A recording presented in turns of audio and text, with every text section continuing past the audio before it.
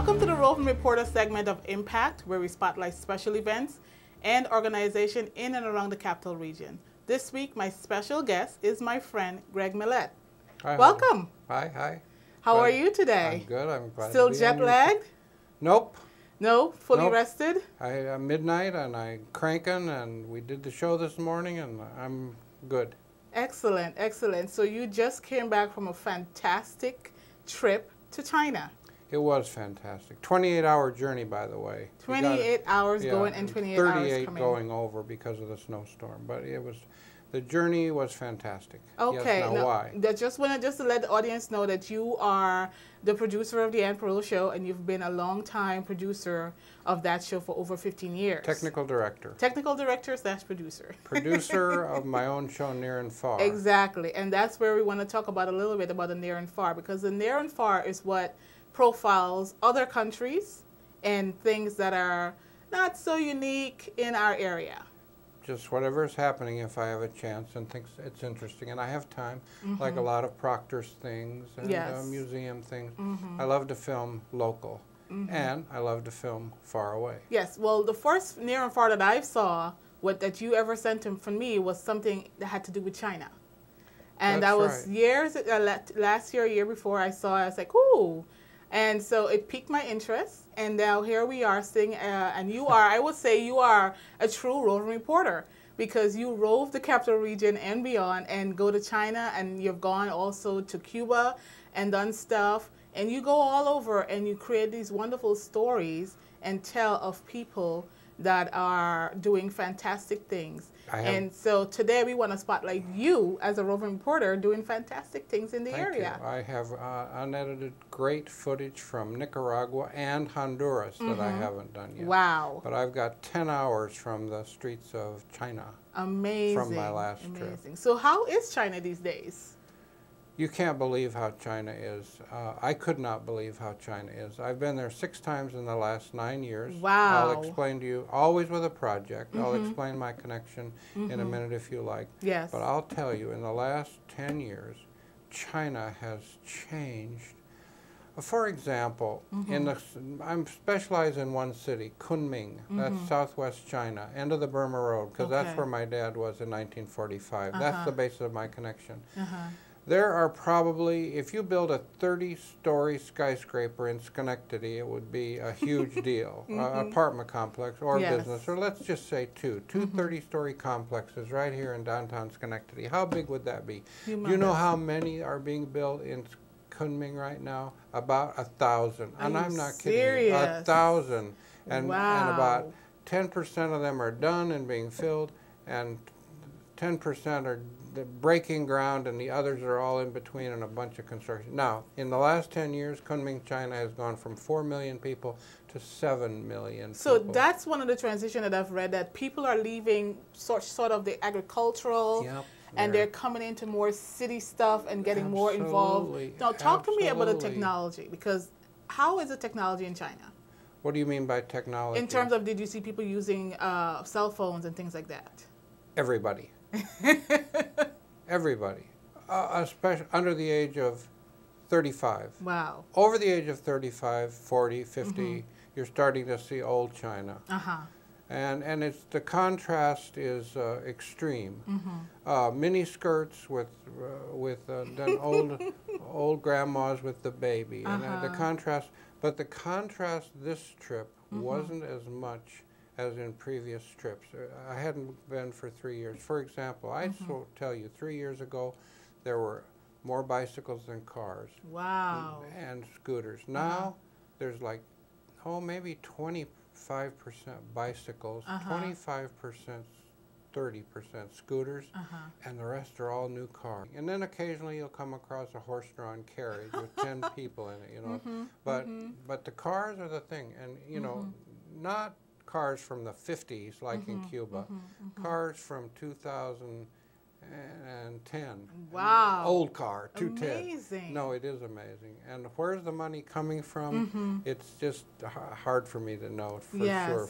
Everything. It's alive with business. It's alive with And one of the things I've read about is that the infrastructure is changing. The way the designs of the roads are, you know, it's no longer these dirt roads. You're seeing better roads, better because of transportation. Huge. The It's whole huge. transportation It's system huge. It's huge. is changing now in China. It's huge. You know, if you go into an area where the highways are under construction, you're in real trouble. It is incredibly. And we were late for one lecture at Kunming College. My friend Jinfei Bao and I did a lecture called Building Friendship Bridges. We did my family in America, his family in China, a bicycle trip across America, and his adventures. And so we had a good time.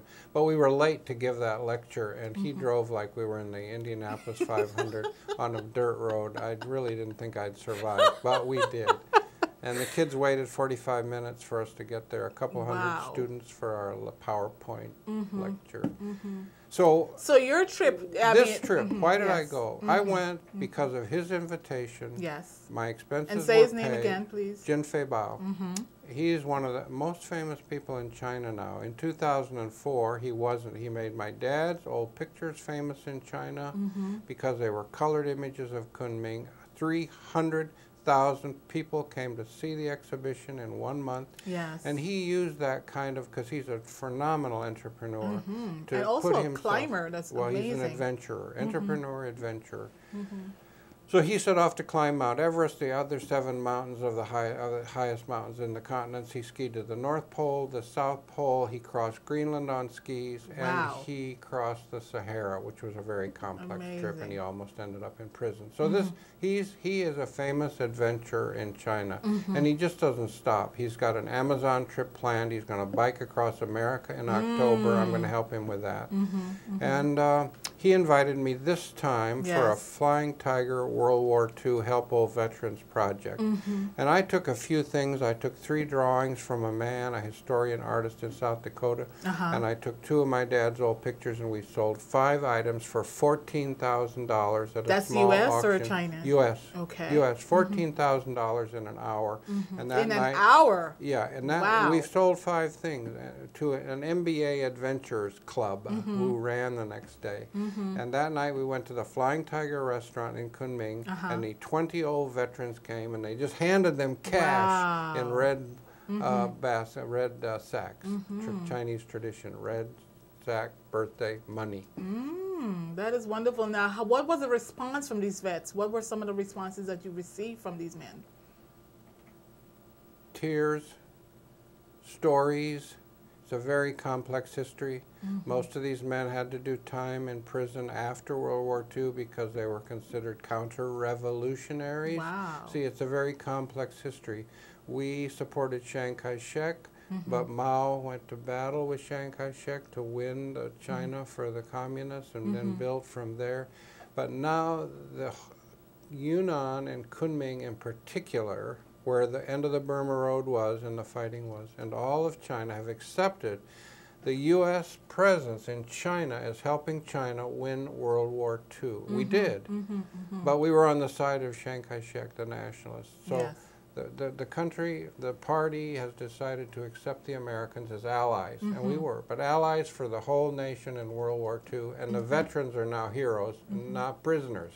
See, very complex. Now, I want to just talk a little bit about your dad, because what was his name, by the way? Clinton. Clinton Millette. Now, how did he end up in China? I know he wasn't so much part of the war effort, but... Oh, yes, he was. He was? Oh, yes. Okay. He joined the Army. He joined the Army 2 months before Pearl Harbor. And so then he became, by the end of the war, he was a lieutenant colonel. But in the war, he was an Army doctor.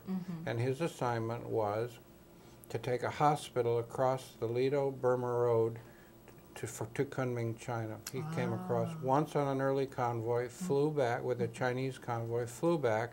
You know, this is in the first few months of the Burma Road, and brought a 10,000-bed hospital. He was the leader across the Burma Road, established it in China, and then took care of pilots and soldiers, and after the war, all of the prisoners that came out of Japanese concentration camps. So my dad was a U.S. Army doctor. He wrote 300 letters home. Every day he wrote home, so he documented his journey. And he took colored slides. And so 9 years ago, when I sent this to Jinfei Bao, because Top Tip Travel, I connected with this fellow, and he told me, "You are holding a treasure. You must come as our guest." And it opened a whole door to China for you. It did. Wow. And then because of our friendship, we opened a door to America for Jin Fei Bao and his wife Li Jia.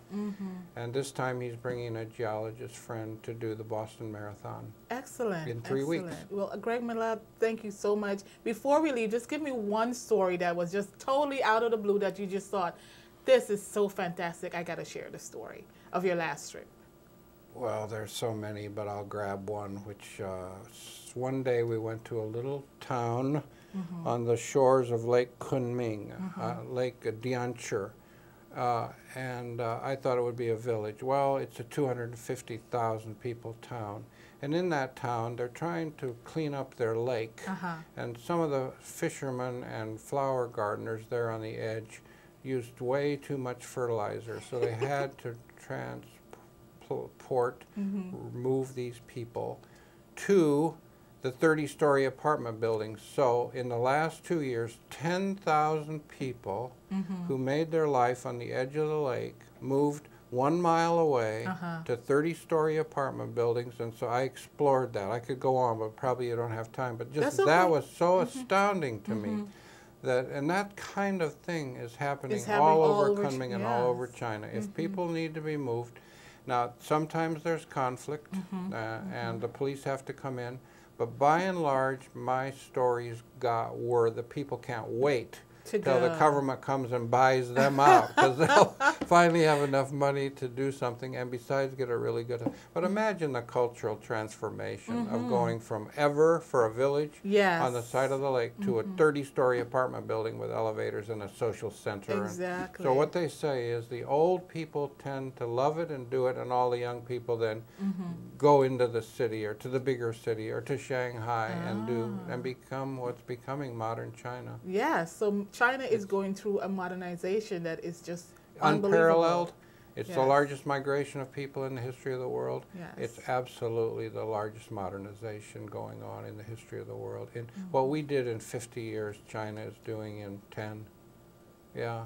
And I think that culture has always been like that. They have slow progression, and then when they finally move, it's a swift move from one way of doing things to another way of doing things. Maybe. Yes, I mean I've studied a little bit on the culture, and you see that, you know, from the World War I, and then they make that quick shift, and then they keep progressing, and so now they're in a new transition that's you know, really I think it's going to be revolutionary to everybody else in the world. Yeah. I don't understand it, and it is different than America. The government is more involved in everything.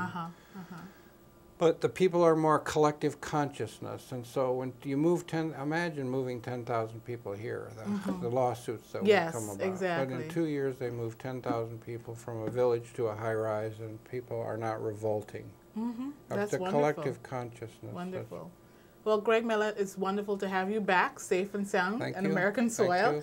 And I know this is not your last adventure to China or wherever else you're planning to go to.